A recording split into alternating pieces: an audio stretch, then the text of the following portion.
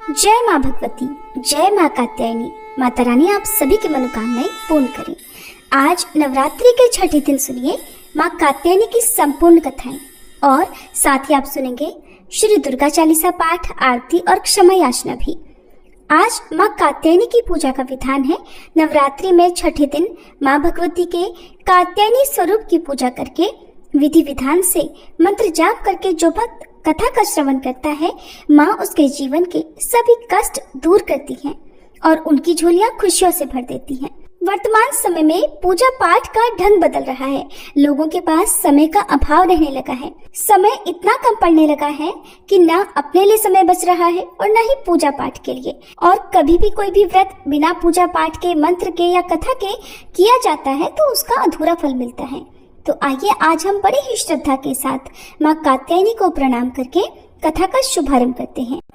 भगवान श्री कृष्ण को पति रूप में प्राप्त करने के लिए ब्रज की गोपियों ने इन्हीं देवी की पूजा कालिंदी यमुना के तट पर की थी और देवी कात्यायनी को ब्रजमंडल की अधिष्ठात्री देवी के रूप में भी पूजा जाता है। दरअसल ब्रज की गोपियां सांवले सलोने श्री कृष्ण पर अपना सब कुछ न्यौछावर कर चुकी थी। अब उनके जीवन में इच्छा थी तो केवल एक बार श्री कृष्ण के चरणों का कृपा प्रसाद पाने की। सोते जागते, उठते बैठते, खाते पीते हर समय यानी कि जीवन की प्रत्येक गति में उन गोपियों के तो मन में श्री कृष्ण ही बस गए थे। उन्हें आवश्यकता थी तो केवल श्री कृष्ण को रिझाकर उनके कमल रूपी श्री चरणों में आश्रय प्राप्त करने की। और जब श्री कृष्ण मथुरा चले गए तब सारी गोपियां बेचैन हो गई, व्याकुल हो गई। इन्हीं व्याकुलता भरे क्षणों में किसी ब्रज गोपी ने अपनी दादी नानी के मुख से ये सुन लिया कि कात्यायनी देवी व्रत के अनुष्ठान से मनोवांछित वर प्राप्त होता है। बस फिर क्या था, ब्रज की सभी कुमारी गोपियों ने नंद बाबा के लाडले कामदेव की छवि को धूमिल करने वाले और सूर्य की आभा से भी अधिक दैदीप्यमान गोविंद माधव को प्राप्त करने के लिए मन में दृढ़ विश्वास रखकर सामूहिक रूप से देवी कात्यायनी को प्रसन्न करने के लिए कात्यायनी व्रत करने का संकल्प एक साथ ले लिया। ब्रज गोपियों ने अपने प्राण प्रियतम को प्राप्त करने के लिए माँ कात्यायनी के पूजन का व्रत विशुद्ध भाव से प्रारंभ कर दिया। जब हेमंत ऋतु आई उसके पहले ही महीने में अर्थात मार्गशीर्ष मास में नंद बाबा के ब्रज की कुमारियां कात्यायनी देवी की पूजा और उपवास करने लगी। वे केवल हविष्यान्न नहीं खाती थी। वे कुमारी गोपियां पूर्व दिशा का सूरज लाल होते होते यमुना जल में स्नान कर लेती, यानी ब्रह्म मुहूर्त में उठ जाती और तट पर ही देवी की बालुका से मूर्ति बनाकर सुगंधित चंदन, पुष्प, तरह तरह के नैवेद्य, धूप, दीप, छोटी बड़ी भेंट की सामग्री, आम, अशोक के पल्लव, फल और चावल आदि से उनका पूजन करती। साथ ही कात्यायनी महामाये महायोगिन्याधीश्वरी नंद गोपसुतम देवी पति में कुरुते नमः इति मंत्रम जपन्यस्ताम पूजाम चक्र कुमारी कहा।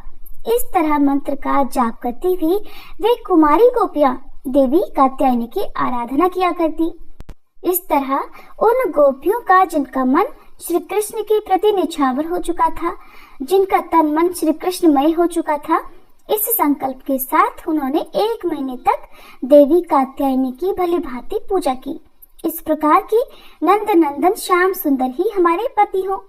वे प्रतिदिन ब्रह्म मुहूर्त में ही नाम ले लेकर एक दूसरी सखी को पुकार लेती और फिर एक दूसरे के हाथ में हाथ डालकर ऊंचे ऊंचे स्वर से भगवान श्री कृष्ण की लीला और नामों का गान करती हुई यमुना जल में स्नान करने के लिए जाती।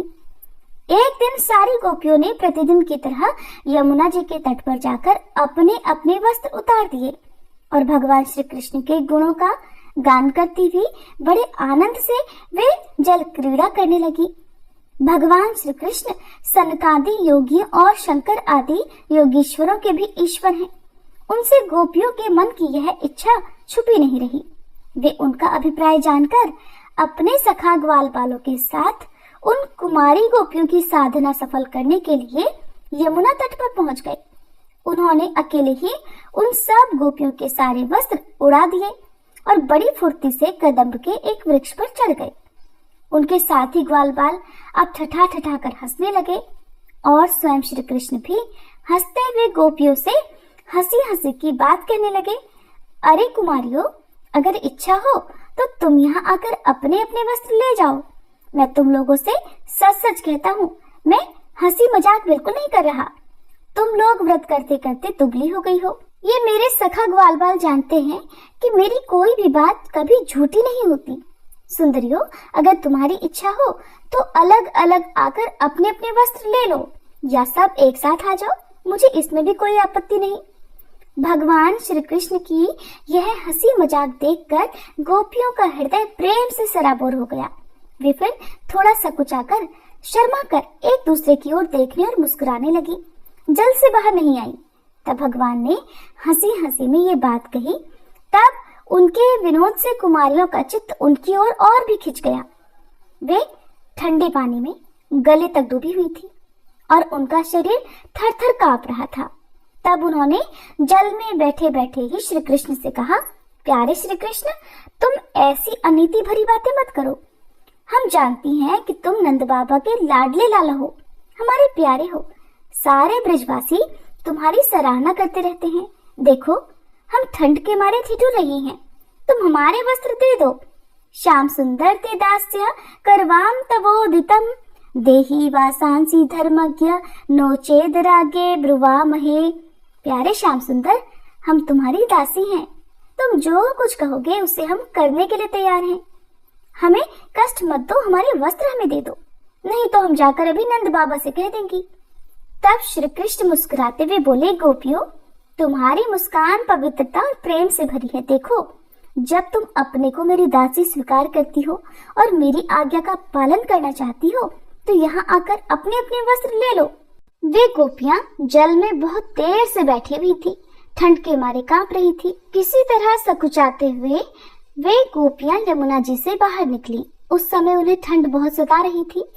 उनके इस शुद्ध भाव से भगवान बहुत ही प्रसन्न हुए। उन्हें अपने पास आई देखकर उन्होंने गोपियों के वस्त्र अपने कंधे पर रख लिए।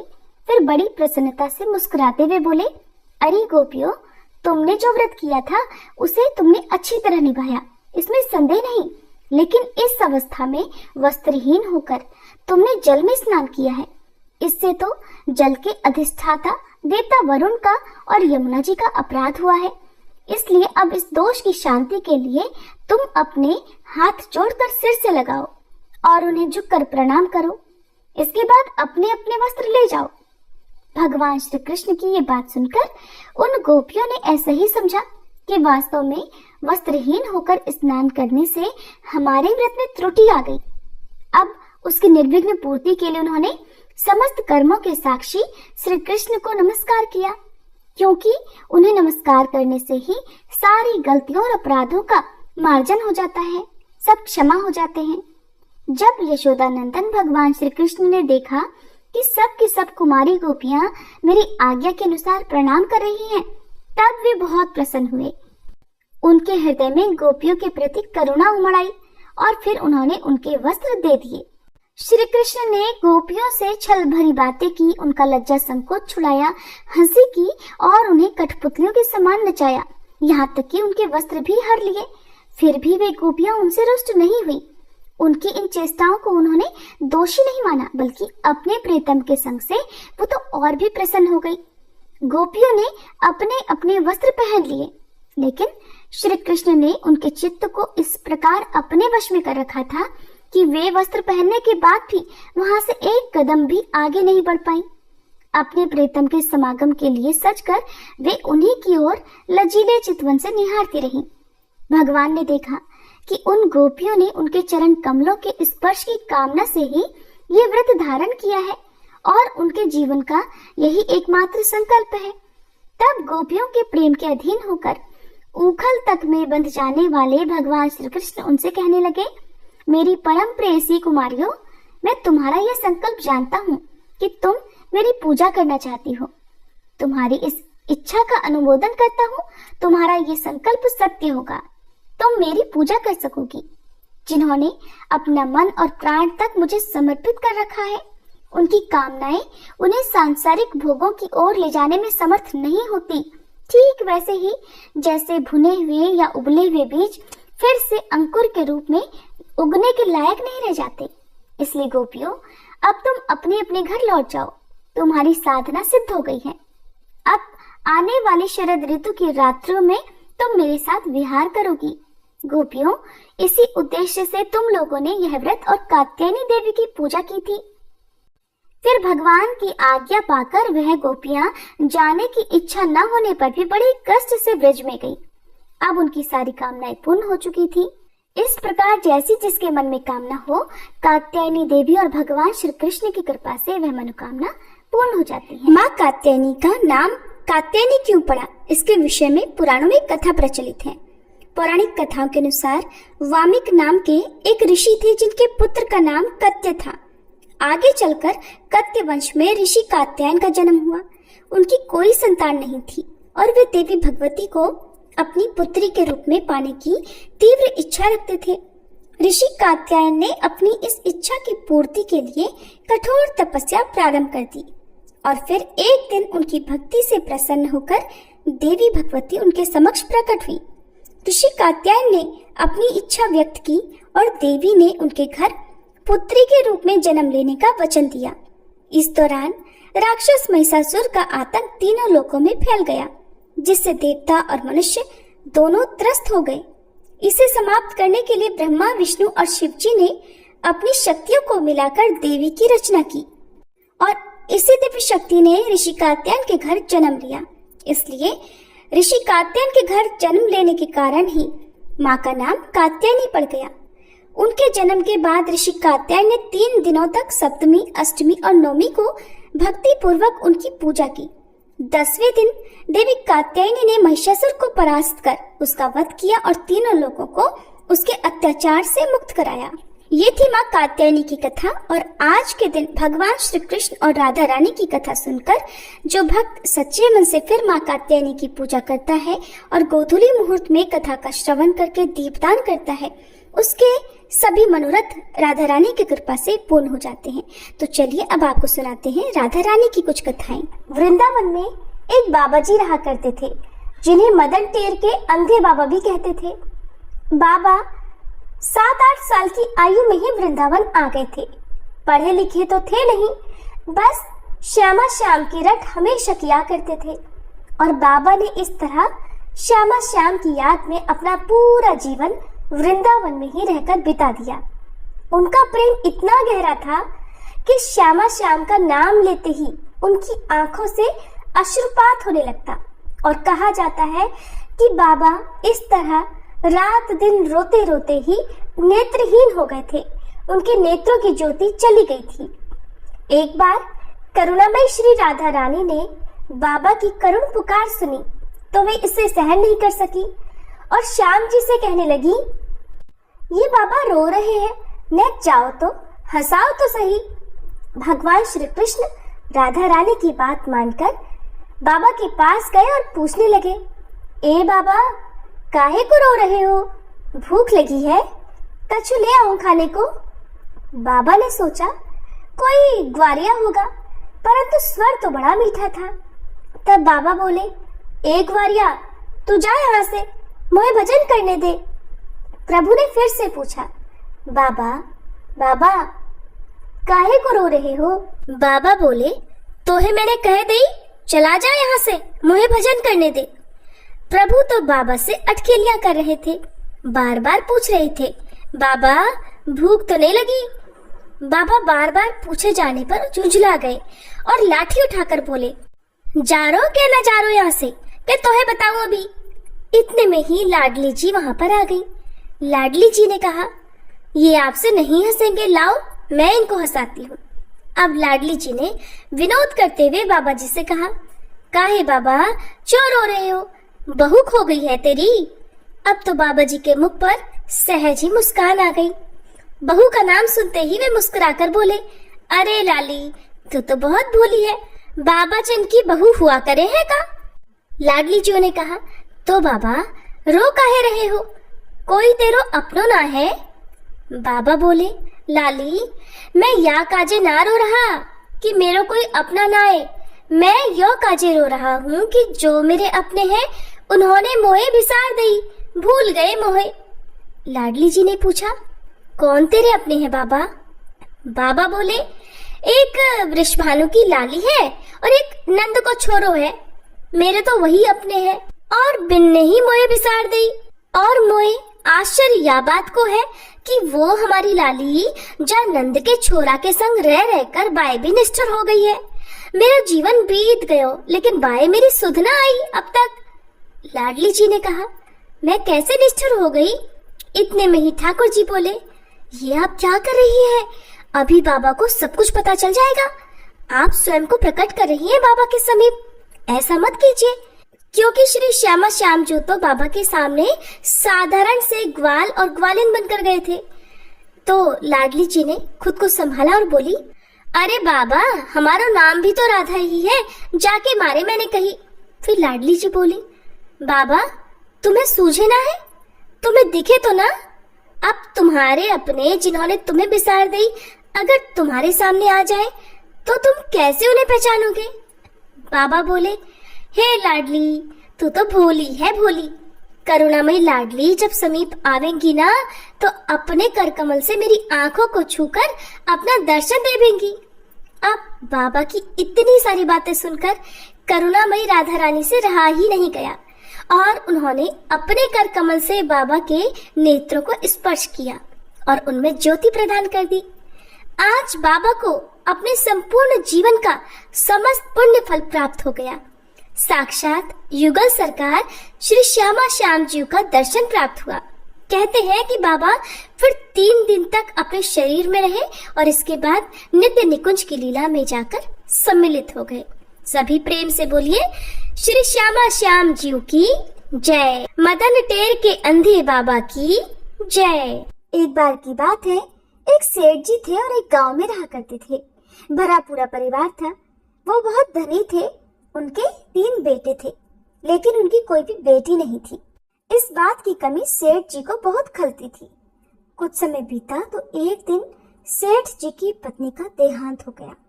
समय का पहिया घूमता रहा। समय हुआ तो विवाह योग्य सभी बेटों का विवाह भी कर दिया गया। सेठ जी का अच्छा खासा कारोबार था। दिन भर सेठ जी के बेटे कारोबार संभालते और शाम होने पर अपने बच्चे और अपनी पत्नियों के साथ व्यस्त रहते। सेठ जी की सुनने वाला अब परिवार में कोई नहीं था। कोई भी ऐसा नहीं था जिससे सेठ जी अपने मन की बात कह सुन सके।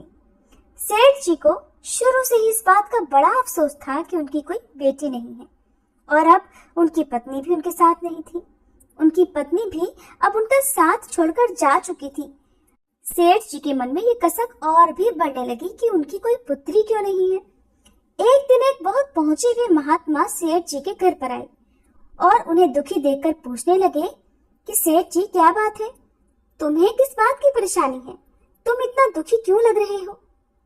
तब सेठ जी ने अपने दुख का कारण उन महात्मा को बताया कि महात्मा जी, मेरी कोई भी बेटी नहीं है।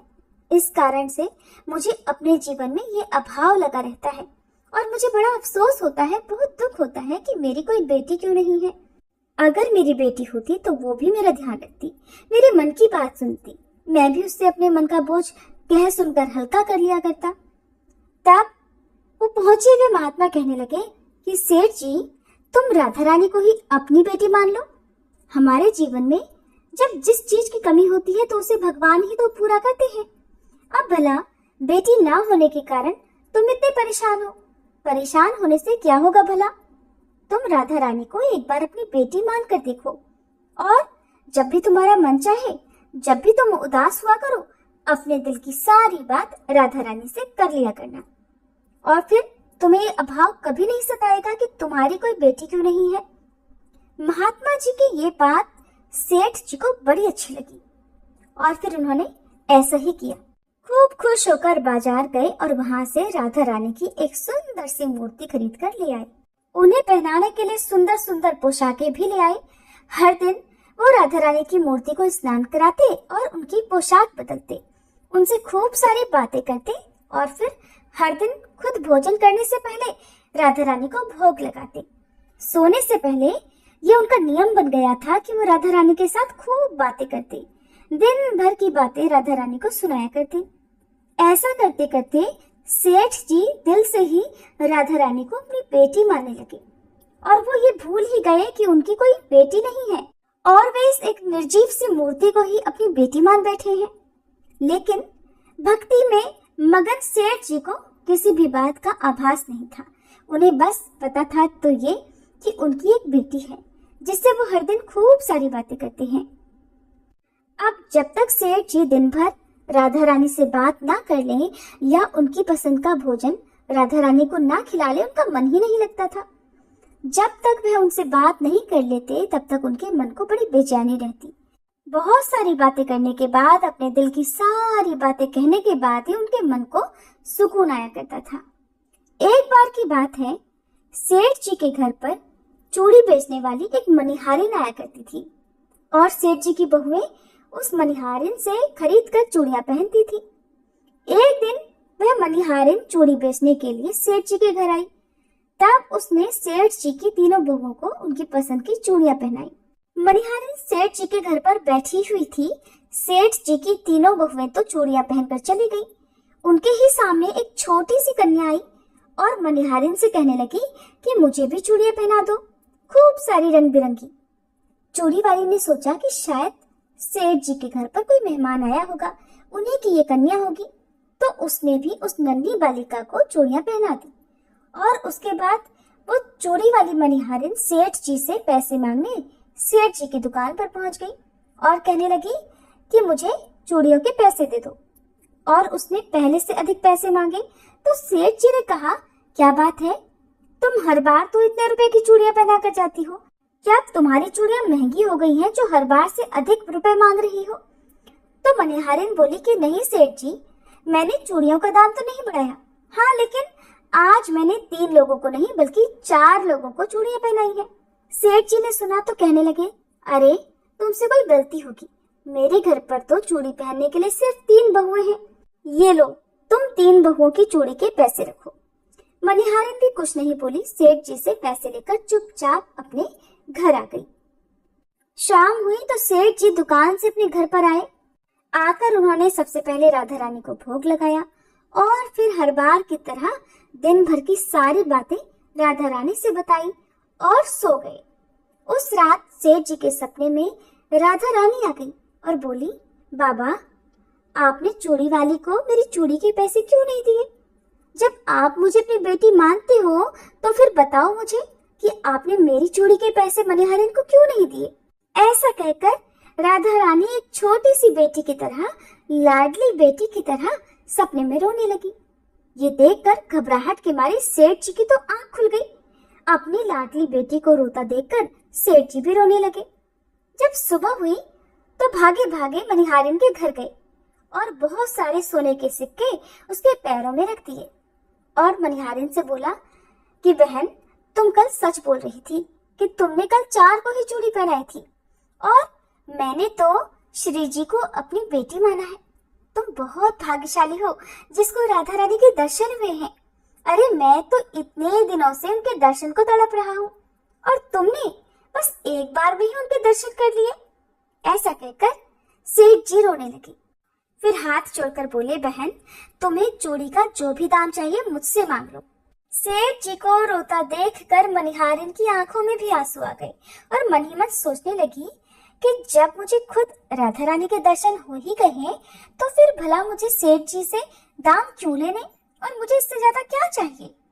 वो भी सेठ जी के सामने हाथ जोड़कर बोली कि आपके ही कारण मुझे राधा रानी के दर्शन हुए हैं और मेरा ये जीवन सफल हो पाया, अब मुझे कुछ नहीं चाहिए।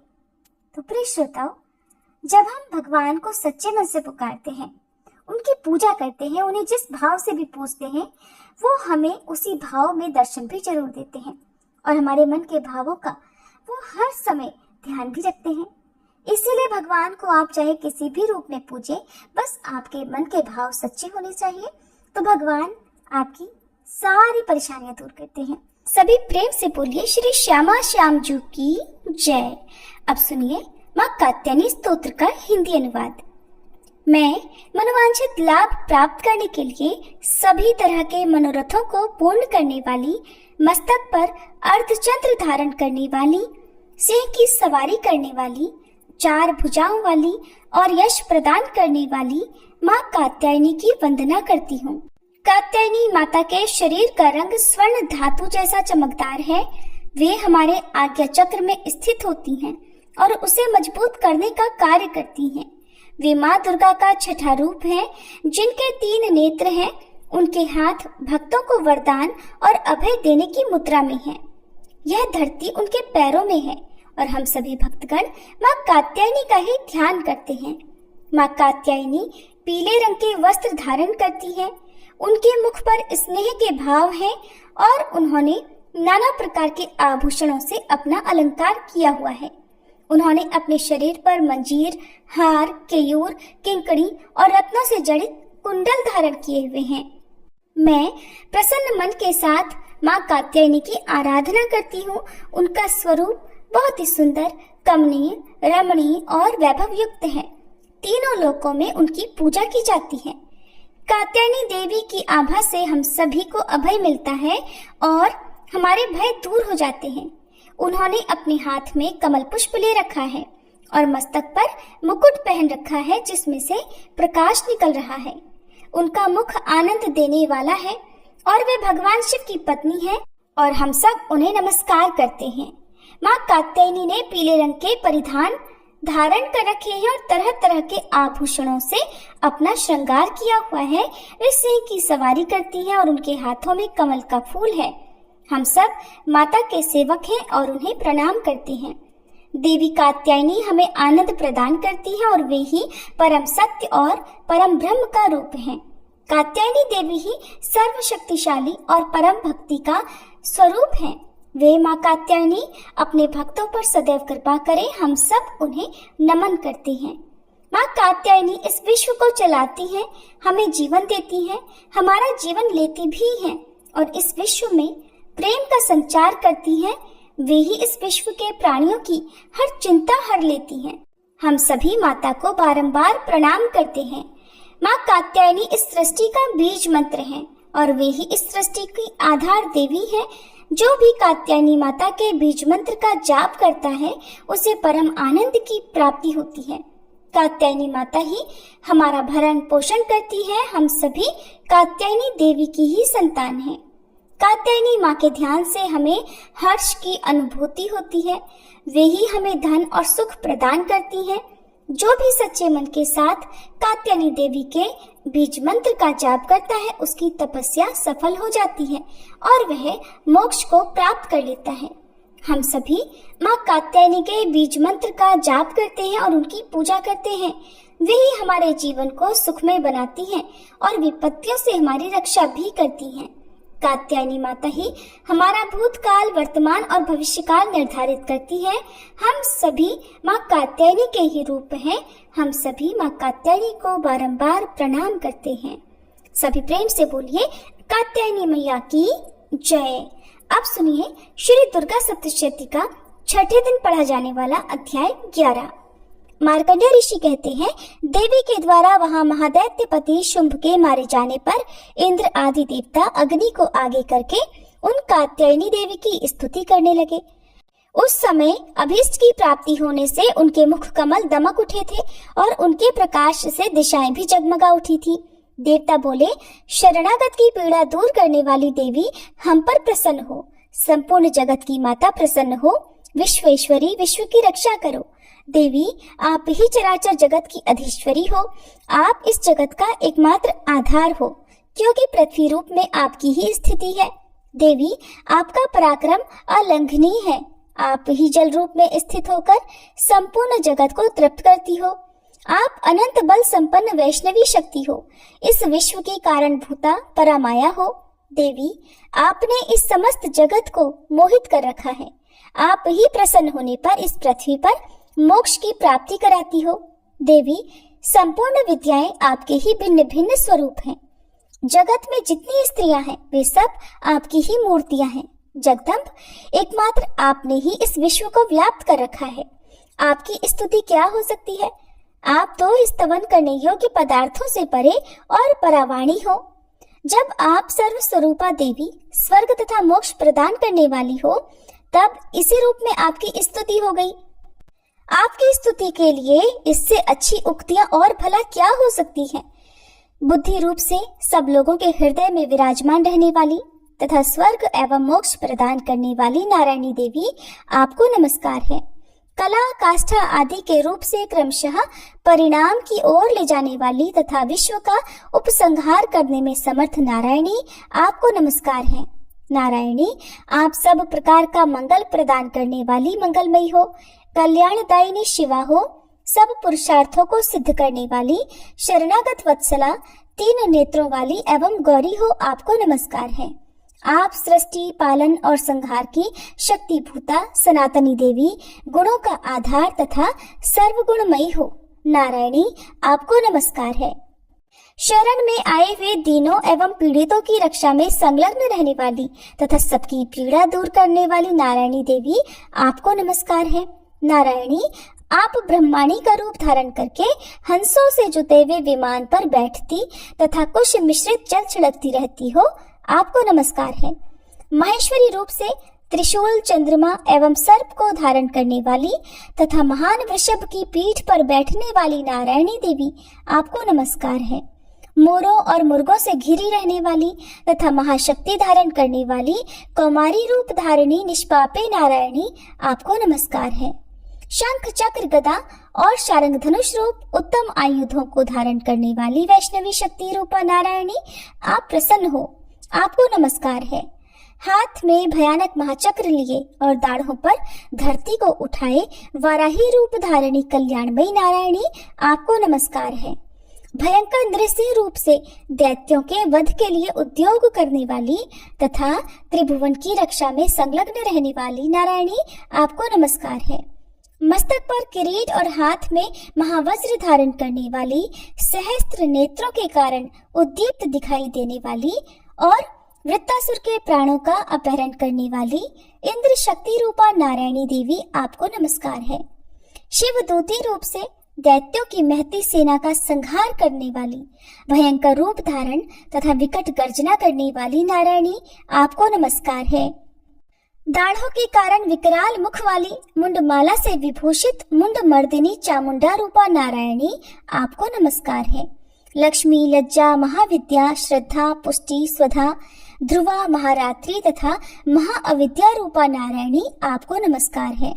मेधा, सरस्वती, श्रेष्ठा, ऐश्वर्य रूपा बाभ्रवी अर्थात भूरे रंग की अथवा पार्वती, तामसी, नियता तथा ईशा रूपिणी नारायणी, आपको नमस्कार है। सर्व स्वरूपा सर्वेश्वरी तथा सब प्रकार की शक्तियों से संपन्न दिव्य रूपा दुर्गे देवी, सब भयों से हमारी रक्षा करो, आपको नमस्कार है। हे कात्यायनी, यह तीन लोचनों से विभूषित आपका सौम्य मुख सब प्रकार के भयों से हमारी रक्षा करे, आपको नमस्कार है। भद्रकाली, ज्वालाओं के कारण विकराल प्रतीत होने वाला, अत्यंत भयंकर और समस्त असुरों का संहार करने वाला आपका त्रिशूल हमें भयों से बचाए, आपको नमस्कार है। देवी, जो अपनी ध्वनि से संपूर्ण जगत को व्याप्त करके दैत्यों के तेज नष्ट किए देता है, वह आपका घंटा हम लोगों की पापों से उसी प्रकार रक्षा करे जैसे माता अपने पुत्रों की बुरे कर्मों से रक्षा करती है। चंडिके, आपके हाथों में सुशोभित खड्ग जो असुरों के रक्त और चर्बी से चर्चित है, हमारा मंगल करे, हम आपको नमस्कार करते हैं। देवी, आप प्रसन्न होने पर सब रोगों को नष्ट कर देती हो और कुपित होने पर मनोवांछित सब कामनाओं का नाश कर देती हो। जो लोग आपकी शरण में जा चुके हैं, उन पर विपत्ति तो आती ही नहीं।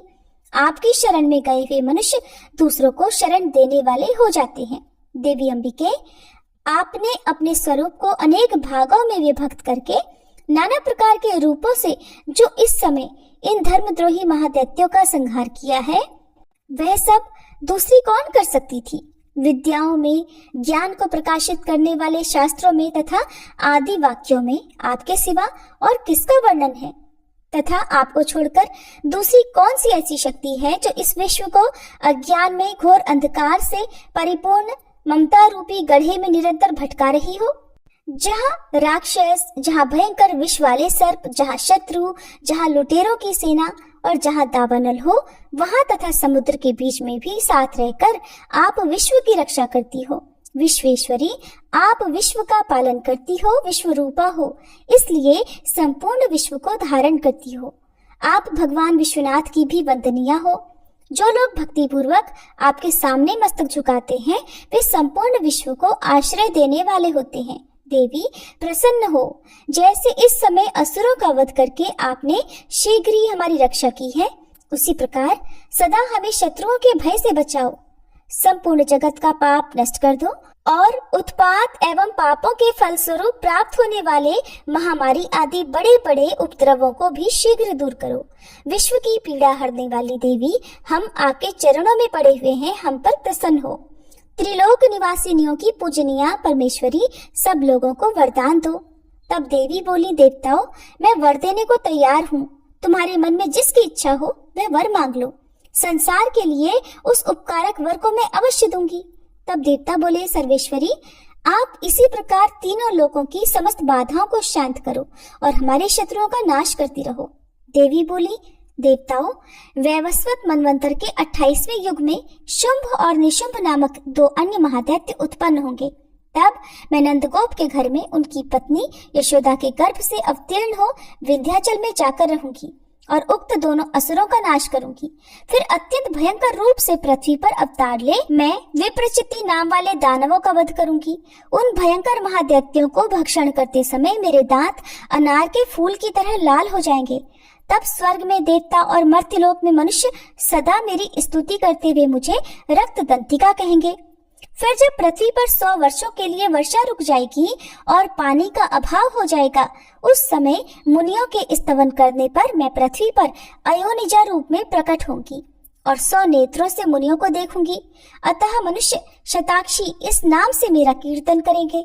देवताओं, उस समय मैं अपने शरीर से उत्पन्न हुए शाकों द्वारा समस्त संसार का भरण पोषण करूंगी। जब तक वर्षा नहीं होगी तब तक वे शाक ही सबके प्राणों की रक्षा करेंगे। ऐसा करने के कारण पृथ्वी पर शाकंभरी के नाम से मेरी ख्याति होगी। उसी अवतार में मैं दुर्गम नामक महादैत्य का वध भी करूंगी। इससे मेरा नाम दुर्गा देवी के रूप से प्रसिद्ध होगा। फिर मैं जब भीम रूप धारण करके मुनियों की रक्षा के लिए हिमालय पर रहने वाले राक्षसों का भक्षण करूंगी, उस समय सब मुनि भक्ति से नतमस्तक होकर मेरी स्तुति करेंगे। तब मेरा नाम भीमा देवी के रूप में विख्यात होगा। जब अरुण नामक दैत्य तीनों लोकों में भारी उपद्रव मचाएगा, तब मैं तीनों लोकों का हित करने के लिए 6 पैरों वाले असंख्य भ्रमरों का रूप धारण करके उस महादैत्य का वध करूंगी। उस समय सब लोग भ्रामरी के नाम से चारों ओर मेरी स्तुति करेंगे। इस प्रकार जब जब संसार में दानवी बाधा उपस्थित होगी, तब तब अवतार लेकर मैं शत्रुओं का संहार करूंगी। जय माता दी। इस प्रकार श्री मार्कंडेय पुराण में सावर्णिक मनवंतर की कथा के अंतर्गत देवी महात्म्य में देवी स्तुति नामक 11 अध्याय पूर्ण हुआ। अब सुनिए श्री दुर्गा चालीसा पाठ। नमो नमो दुर्गे सुख करनी, नमो नमो अम्बे दुख हरनी, निरंकार है ज्योति तुम्हारी, तिहु लोक फैली उजियारी। शशि ललाट मुख महाविशाला, नेत्र लाल प्रकृति विकराला, रूप मातु को अधिक सुहावे, दर्श करत जन अति सुख पावे। तुम संसार शक्ति लैकीना, पालन हेतु अन्न धन दीना। अन्नपूर्णा हुई जगपाला, तुम ही आदि सुंदरी बाला। प्रलय काल सब नाशनहारी, तुम गौरी शिव शंकर प्यारी।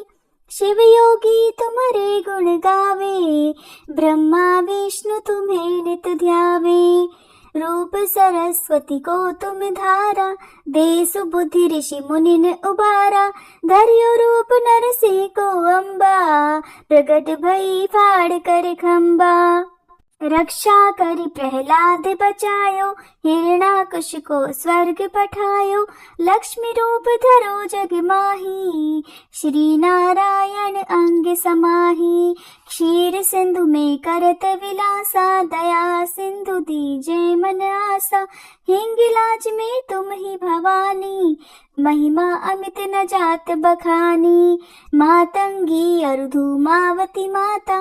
भुवनेश्वरी बगला सुखदाता, श्री भैरव तारा जगतारिणी। छिन्न भाल भव दुख निवारणी, के हरि वाहन सोह भवानी। लांगुर वीर चलत अगवानी, कर में खप्पर खड्ग विराजे। चाकू देख काल डर भाजे, सोहे अस्त्र और त्रिशूला। जाते उठत शत्रु ही शूला, नगर कोटि में तुम ही विराजत। तिहु लोक में डंका बाजत, शुंभ निशुंभ दानव तुम मारे। रक्त बीज शंखन संहारे, महिषासुर नृप अति अभिमानी। जहि अघभार मही अकुलानी, रूप कराल कालिका धारा। सेन सहित तुम तिहि संहारा, परिगाढ़ संतन पर जब जब। भई सहाय मातु तुम तब तब। अमरपुरी अरुबा सब लोका, तब महिमा सब रहे अशोका। ज्वाला में है ज्योति तुम्हारी, तुम्हें सदा पूजे नर नारी। प्रेम भक्ति से जो जस गावे, दुख दारिद्र निकट नहीं आवे। ध्यावे तुम्हें जो नर मन लाई, जन्म मरण ताको छुट जाई। जोगी सुर मुनि कहत पुकारी, योग न हो बिन शक्ति तुम्हारी। शंकर आज रज तप कीनो, काम अरो क्रोध जीत सब लीनो। निषदन ध्यान धरो शंकर को, काहु काल नहीं सुमिरो तुमको। शक्ति रूप को मरम न पायो, शक्ति गई तब मन पछतायो। शरणागत हुई कीर्ति बखानी, जय जय जय जगदम्ब भवानी। भई प्रसन्न आदि जगदम्बा, दई शक्ति नहीं कीने विलंबा। मोको मातु कष्ट अति घेरो, तुम बिन कौन हरे दुख मेरो। आशा तृष्णा निपट सतावे, मोह मदादिक सब विनशावे। शत्रु नाश की जय महारानी, सुमिरो एक चित तुम्हें भवानी। करो कृपा है मातु दयाला, रिद्धि सिद्धि दे कर निहाला। जब लग जीव दया पल पाऊं, तुमरो यश मैं सदा सुनाऊं। दुर्गा चालीसा जो कोई गावे, सब सुख भोग परम पद पावे। श्री दुर्गा चालीसा समाप्त। ओम जय कात्यायनी माँ, मैया जय कात्यायनी माँ। पूजन तेरा करते, दया मनित करना। ओम जय कात्यायनी माँ, उमा पार्वती गौरी दुर्गा तुम ही हो माँ। चार भुजाधारी माँ, गावे तेरी महिमा। ओम जय कात्यायनी माँ। महिषासुर को मारा, देवों को अभय दिया। आया जो तुम्हारी शरण माँ, कष्टों से दूर किया। ओम जय कात्यायनी माँ। शेर सवारी तुम्हारी, पुष्प खड्ग सोहे। अभय दान माँ देती, छवि अति मन मोहे। ओम जय कात्यायनी माँ। ब्रह्म स्वरूपा माता, दोषों से मुक्त करो। दुर्गुण हर लो माता, भक्तों पर दया करो। ओम जय कात्यायनी माँ। छठवें नवरात्रि में पूजे जन माता। गोधूली बिला है पावन, ध्यावे जो सुख पाता। ओम जय कात्यायनी माँ। हम अज्ञानी मैया, ज्ञान प्रदान करो। कब से तुम्हें पुकारे, मैया दर्शन दो। ओम जय कात्यायनी माँ। सभी देव तुम्हें ध्यावे, नमन करे सृष्टि। हम भी करे गुणगान, कर दो माँ सुख वृष्टि। ओम जय कात्यायनी माँ। कात्यायनी मैया की आरती नित गाओ, भरेगी माँ भंडारे चरणों में नित आओ। ओम जय कात्यायनी माँ, ओम जय कात्यायनी माँ। मैया जय कात्यायनी माँ, पूजन मैया तेरा करते, दया मनित करना। ओम जय कात्यायनी माँ। प्रेम से बोलिए शेरों वाली मैया की जय, कात्यायनी मैया की जय।